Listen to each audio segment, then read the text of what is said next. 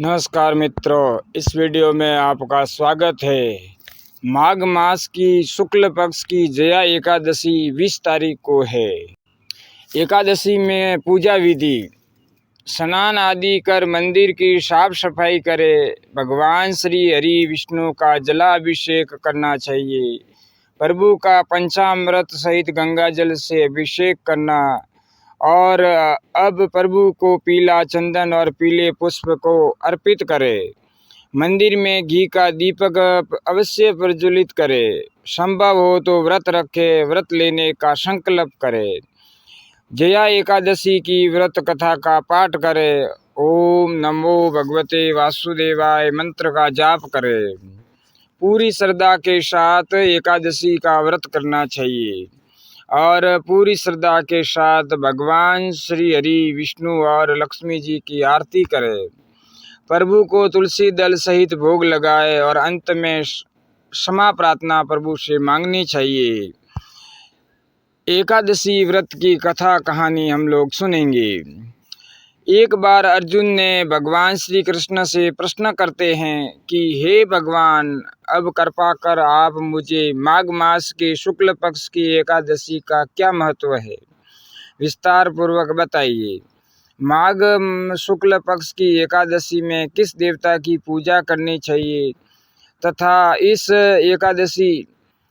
एकादशी व्रत की कथा क्या है, उसके करने से किस फल की प्राप्ति होती है, मुझे शीघ्र बताइए। श्री कृष्ण कहते हैं, हे अर्जुन, माघ माह के शुक्ल पक्ष की एकादशी को जया एकादशी कहते हैं।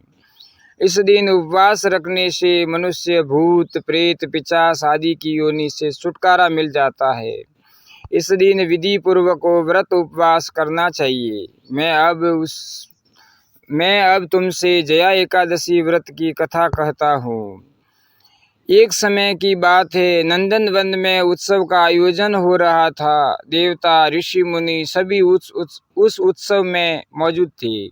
उस समय गंधर्व गा रहे थे तथा अप्सराएं नृत्य कर रही थी।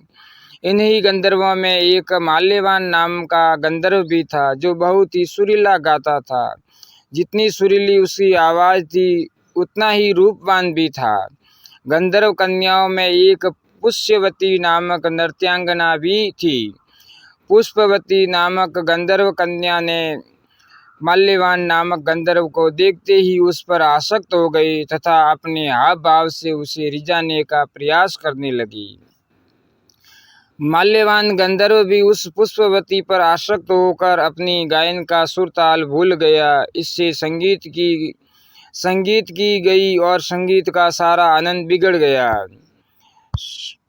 सभा में उपस्थित देवगणों को यह अच्छा नहीं लगा। माल्यवान के इस कृत्य से देवराज इंद्र नाराज होकर उन्हें श्राप देते हैं कि स्वर्ग से वंचित होकर मृत्युलोक में पिशाचों सा जीवन भोगो, क्योंकि तुमने संगीत जैसी पवित्र साधना का तो अपमान किया ही है, साथ ही सभा में उपस्थित गुरुजनों का भी अपमान किया है, निरादर किया है।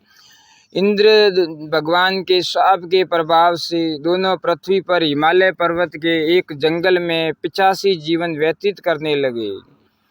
85 जीवन बहुत ही कष्टदायक होता है। दोनों बहुत दुखी थे। एक बार माघ मास के शुक्ल पक्ष की जया एकादशी के दिन संयोगवश दोनों ने कुछ भी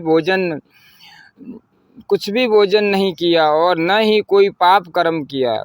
उस दिन मात्र फल मूल खाकर ही पूरा दिन व्यतीत किया। भूख से व्याकुल तथा ठंड के कारण बड़े ही दुख के साथ पीपल वृक्ष के नीचे इन दोनों ने एक दूसरे से सटकर बड़ी कठिनता पूर्वक पूरी रात काटी। पूरी रात अपने द्वारा किए गए कर्तव्य पर पश्चाताप भी करते रहे और भविष्य में इस प्रकार के भूल न करने की भी ठान लिया था। सुबह होते ही दोनों की मृत्यु हो गई। अनजाने में ही सही उन्होंने एकादशी का उपवास किया था। भगवान के नाम का जागरण भी हो चुका था। परिणाम स्वरूप प्रभु की कृपा से इनकी 50 योनि से मुक्ति हो गई और पुनः अपनी सुंदरता फिर से प्राप्त कर दी और गंधर्व देह को धारण करके सुंदर वस्त्रों तथा आभूषणों से अलंकृत होकर दोनों स्वर्गलोक में चले गए। देवराज इंद्र ने उन्हें स्वर्ग में देखकर आश्चर्यचकित हुए और पूछा कि वे शाप से कैसे मुक्त हुए। तब उन्होंने बताया कि भगवान विष्णु की उन पर कृपा हुई है। हमसे